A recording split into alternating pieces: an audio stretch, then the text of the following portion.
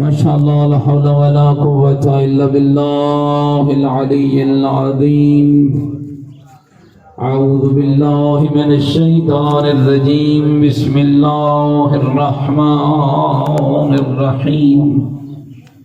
الحمد لله رب العالمين والعاقبة للمتقين والنار للمنافقين. الصلاة والسلام على سيدنا ونبينا وشفيع ذنوبنا وطبيب قلوبنا ومولانا أبي القاسم محمد وآله الطيبين الطاهرين المعصومين المظلومين المنتجبين الذين أذهب الله عنهم الرجس وطهرهم تطهيرا. ورحمة الله على أحبابهم وشيعتهم ومواليهم ومحبيهم أجمعين. ولعنة الله على أعدائهم ملعونين. أما بعد فقد قال الحكيم في القرآن المجيد وقوله الحق وهو أصدق القائلين. بسم الله الرحمن الرحيم. لئن شكرتم لأزيدنكم ولئن كفرتم إن عذابي لشديد.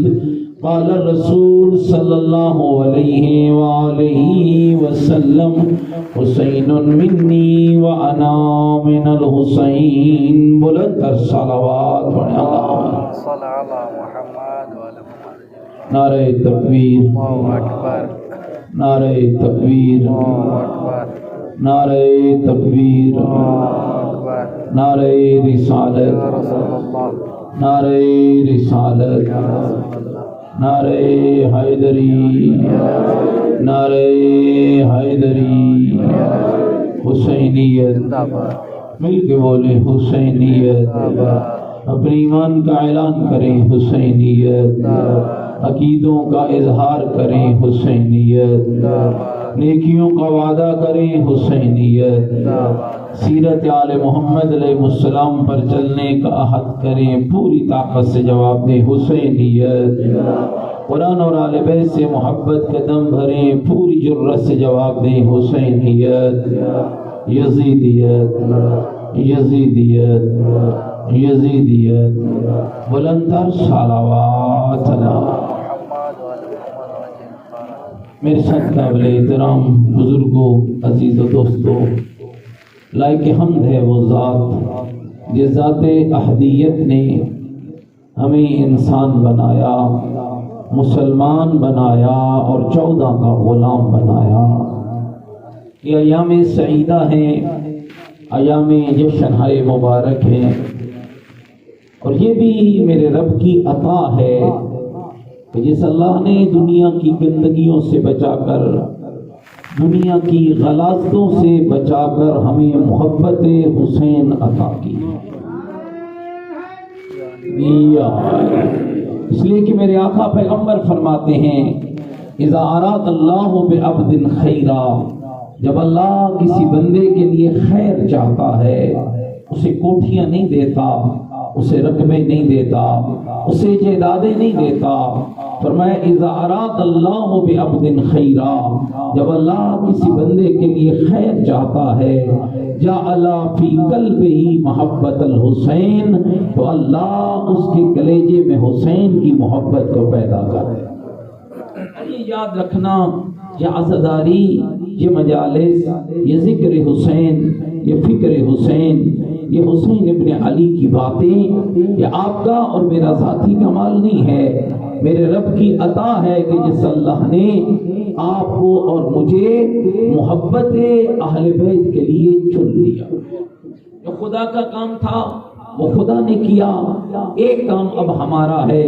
ہمارا کام کیا؟ خدا کا کام تھا یزیدیت سے بچانا، خدا کا کام تھا گندگی سے بچانا، خدا کا کام تھا نجاست سے بچانا، خدا کا کام تھا غلاظت سے بچانا، خدا کا کام تھا اپنا بنایا ہوا دین اپنے حقیقی نمائندوں کے ذریعے ہم تک پہنچانا۔ اور اسی لیے دوستوں میں کہا کرتا ہوں مذہب شیعہ خیر البریہ اثنا عشریہ وہ سچا مذہب ہے جس کو لوگوں نے نہیں بنایا، جس کو مجموعوں نے نہیں بنایا، جس کو دنیا کے عام افراد نے نہیں بنایا۔ یہ وہ سچا مذہب ہے جس کو رب نے بنایا ہے، جبریل نے لایا ہے، مصطفیٰ نے پہنچایا ہے، مرتضیٰ نے پھیلایا ہے اور حسین ابن علی نے بچایا ہے۔ لہذا یاد رکھنا اپنی زندگیوں کو پاکیزہ بناؤ، یہ وہی حسین ہے۔ بہت کمال کا جملہ آیت اللہ العظمیٰ رہبر معظم حضرت آیت اللہ خامنائی نے یہ جملہ ارشاد فرمایا انہی چہلم پچھلے سال کے چہلم کے ایام میں کہ مجلس کیا فائدہ دیتی ہے، عزاداری کیا فائدہ دیتی ہے، محبت حسین ابن علی کیا فائدہ دیتی ہے۔ فرمایا اس کا سب سے بڑا فائدہ یہ ہے کہ مجلس تمہیں دیندار بھی بناتی ہے اور دین شناس بھی بناتی ہے۔ خالی دیندار ہونا کافی نہیں ہے، خالی نماز پڑھ لینا، خالی روزہ رکھ لینا، خالی حج کر لینا کافی نہیں ہے، دین شناسی لازم ہے۔ آپ دیکھتے ہیں نا تاریخوں کے اندر لوگ ایسے ایسے مسائل کو چھیڑتے ہیں، بڑے بڑے بادشاہوں کا ذکر ہوتا ہے، فلاں بادشاہ گزرا تھا، اس نے کشتیاں جلائی تھی، فوج کو لڑایا تھا، وہ سیف اللہ بن گیا، وہ فلاں بن گیا، وہ فلاں بن گیا۔ کیا کمال کربلا کا ہے، کربلا کی فکر اپنی جگہ پر ہے، دنیا کی فکر اپنی جگہ پر ہے، اور کربلا نے ثابت کیا ہے ہم کشتیاں جلانے والے نہیں، ہم چراغوں کو بجھانے والے ہیں۔ کشتیاں جلا کر پابند کر کے لوگوں کو لڑانا اس کا معیار اور ہے، چراغ بجھائے جا رہے ہوں اور حسین ابن علی کہہ رہے ہوں جاؤ بیعت کا طوق اتار لیتا ہوں، جاؤ جنت کی بشارت بھی دیتا ہوں۔ اور جب چراغ کو جلایا جائے وہ ادھر کھڑا رو رہا، وہ ادھر کھڑا رو رہا۔ یہ کیا پیغام تھا؟ فرزند رسول تیری معرفت اس قدر ہمارے ذہنوں اور جسموں اور فکروں میں اتر چکی ہے کہ تیرے بغیر ہم زندگی کا تصور نہیں کر سکتے ہیں، تیرے بغیر ہم جینے کا تصور نہیں کر سکتے ہیں۔ بلکہ یہاں تک الفاظ اہل منبر پڑھتے ہیں کہ بعض افراد نے کہا ہم اے حسین ابن علی ہم مر جائیں گے اگر تیرے بغیر زندگی کا تصور کریں گے، ہماری موت پاکیزہ تب ہوگی جب تیرے ذریعے ہوگی، تیری محبت میں ہوگی، تیرے حکم کے ساتھ، تیرے انداز میں ہوگی، تیری کربلا میں ہوگی۔ لہذا میرے دوستو بزرگوں یاد رکھنا کربلا اور محبت حسین ابن علی یہ اللہ کی عطا ہے، یہ رب کا خاص عطیہ ہے، یہ رب کی خاص نعمت ہے جو میرے اللہ نے آپ کو اور مجھے عطا کی ہے۔ اور پھر قرآن بڑے خوبصورت الفاظ میں اس انداز میں بیان کرتا ہے کہ بندگان خدا یاد رکھنا نعمت دینا میرا کام ہے، شکر ادا کرنا تیرا کام ہے۔ نعمتیں میں عطا کرتا ہوں، شکر تو ادا کرتا جا۔ کیا ہوگا؟ کہا جب تو نعمت کا شکر ادا کرے گا تو پھر میں اللہ تجھ سے ایک اور سودا کرتا ہوں، اور وہ سودا کیا ہے؟ لَإِن شَكَرْتُمْ لَأَزِيدَنَّكُمْ، اگر تو میری دی ہوئی نعمتوں پر شکر ادا کرتا رہے گا تو شکر میں بڑھتا رہے گا، میں اللہ نعمتوں میں اضافہ۔ یا علی یا علی، میری کوئی گل سمجھ آ رہی ہے میرے دوستوں بزرگوں؟ مل کے ایک اور صلوات پڑھ لیں محمد و آل محمد کے ساتھ۔ بارے دیگر بھی اپنی زبانوں کو معطر کریں، بلندتر صلوات۔ لہذا میرے عزیز و دوستو یاد رکھنا حسین شناس بنیے، کربلا شناس بنیے، دین شناس بنیے۔ دین شناس بن جاؤ گے اور بننے میں دیر نہیں لگے گی، حبیب بننے میں دیر نہیں لگے گی، زہیر بننے میں دیر نہیں لگے گی۔ کتنی مثالیں ہمارے ممبروں سے دی جاتی ہے، محمد کا ایک بلال تھا، مصطفیٰ کا عمار یاسر تھا، مصطفیٰ کا سلیمان محمدی تھا، علی کا مالک اشتر تھا، علی حسین ابن علی کا حبیب ابن مظاہر تھا۔ بہت وقت تھوڑا ہے اور میں بات کو ذرا آگے لے جانا چاہتا ہوں۔ آئیے ذرا اگر محمد مصطفیٰ صلی اللہ علیہ وآلہ وسلم کو بلال کی ضرورت تھی، سلیمان کی ضرورت تھی، عمار یاسر کی ضرورت تھی، اگر علی حیدر کرار کو ایک میسم کی ضرورت تھی، مالک اشتر کی ضرورت تھی، اگر حسین ابن علی کو حبیب ابن مظاہر کی ضرورت تھی، ابو الفضل العباس کی ضرورت تھی، زہیر ابن کین کی ضرورت تھی، مسلم ابن اوسع کی ضرورت تھی، تو پھر یہ بھی خیال رکھنا چاہیے نا جو پردے غیبت میں بیٹھا ہوا ہے وہ مصطفیٰ کا بھی وارث ہے، وہ مرتضیٰ کا بھی وارث ہے، وہ مجتبیٰ کا بھی وارث ہے، وہ حسین شہید کربلا کا بھی وارث ہے، وہ 11 اماموں کا وارث ہے، وہ اللہ کے دین کا وارث ہے، وہ محمد کی شریعت کا وارث ہے، اور وہ اس قدر بلند و برتر ہے جس کے لیے جمعے کے خطبوں میں تمہارا عالم دین کی جملے پڑھ رہا ہوتا ہے، یہ کون ہے غیبت کے پردے میں بیٹھنے والا؟ وَبِهِ رُزِقَ الْوَرَى وَبِوَجُودِهِ ثَبَتَتِ الْأَرْضُ وَالسَّمَاءُ، جس کے وجود کے صدقے میں زمین اور آسمان کا رشتہ قائم ہے، جس کے وجود کی برکت سے زمین اور آسمان کا یہ رشتہ قائم ہے، اور جس کے وجود کے صدقے میں اللہ پوری کائنات کو رزق عطا کر رہا ہے، پوری کائنات کو رزق عطا کر رہا ہے، اور وہ کون ہے؟ یملأ اللہ ارض قسطا وعدلا کما مولی ظلما وجورا، جس کی عظمت ہی ہے کہ اللہ اسی کے ذریعے زمین کے عدل و انصاف کو پر کرے گا، زمین سے گندگی کو نکالے گا، زمین سے خباثت کو نکالے گا، زمین سے بربریت کو نکالے گا، زمین سے ظلم و جور کا خاتمہ کرے گا، اسی کے صدقے میں اللہ اس کو عدل و انصاف سے پر کر دے گا، جیسے یہ ظلم و بربریت سے پر۔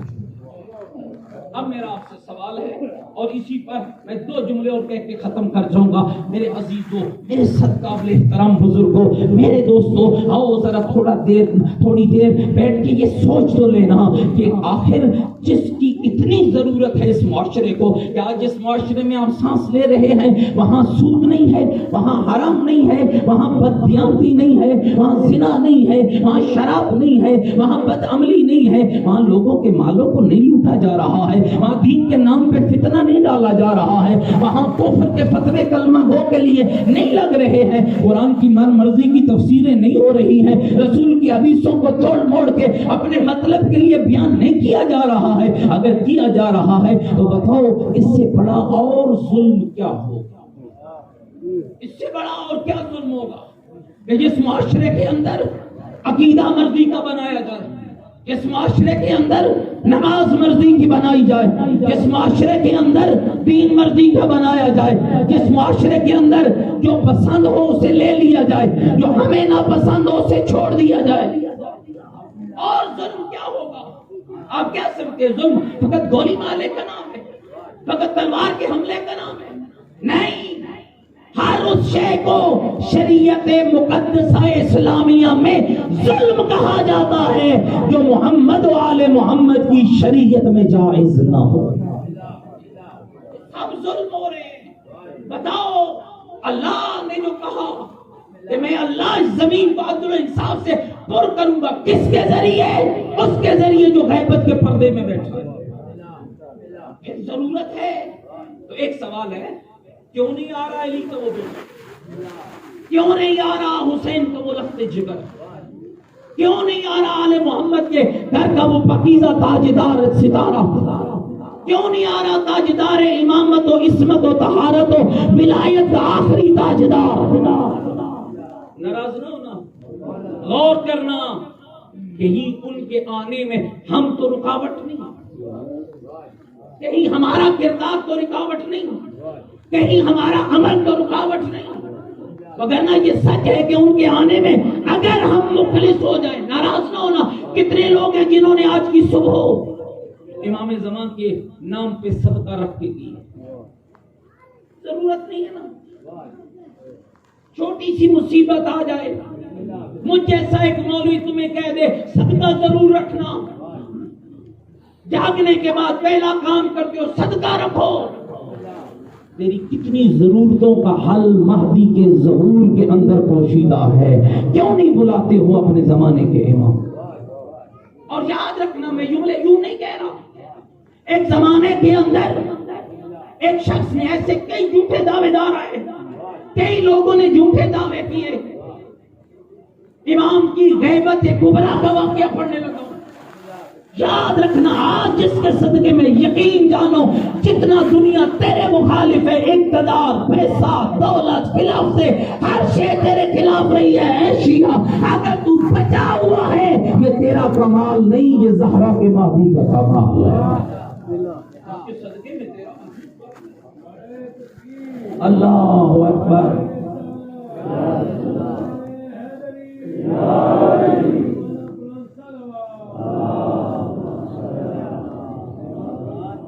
توجہ رہے، یہ آخری لفظ میرے بعد میرے استاد بزرگوار آئیں گے اور اپنے بہترین مواضع حسنہ سے آپ کو مستفید فرمائیں گے.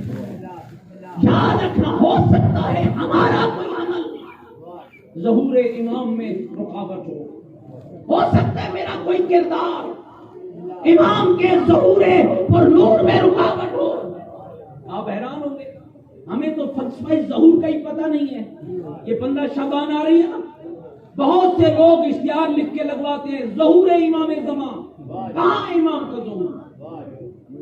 اپنے غلط عقیدوں کو پروان چلانے کے لیے منصب امامت کی مخالفت کر رہے ہیں. اور یاد رکھنا میں غیروں پہ کیا اعتراض کروں میرے دوستو، ہو سکتا ہے ہمارا کوئی عمل، ہمارا کوئی کردار، ہمارا کوئی فعل ایسا ہو جس کی وجہ سے اللہ نے امام کے ظہور کو روکا ہوا. ایک سادہ سی مثال دوں اور ختم کر. توجہ رکھنا میرے لفظوں پر. ایک زمانے میں ایک شخص نے چھوٹے اناروں پہ ایک سانچہ چڑھایا، ان کے اندر کچھ تاریخ، کچھ نام کنندہ تھے. جب انار بڑے ہوئے تو سانچے والی تحریر ان کے اندر پیوست ہو گئی. اس نے سانچے اتارے، اناروں کو لے کے بادشاہ کے دربار میں گیا. جب گیا تو کہا بادشاہ دیکھو میرے فلاں فلاں بزرگ کا نام معجزاتی طور پر انار پہ آ گیا ہے.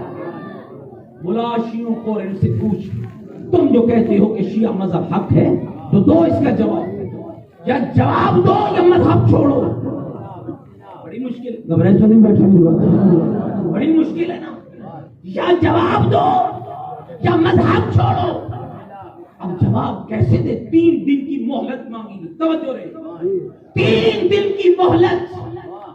ایسے شخص کو ڈھونڈا گیا جس شخص میں عبادت، تقوی، علم، زہد موجود تھا. 3 دن کی مہلت ہے. دن کو روزہ رکھو، رات کو عبادت کرو. پہلے دن روزہ، رات عبادت، پھر روزہ، پھر عبادت، پھر روزہ، آخری رات. گھر کے باہر ایک جمع غفیر ہے، عابد عبادت کر رہا ہے. امام سے حل طلب کیا جا رہا ہے، توسل ہو رہا ہے امام زمان کے ساتھ.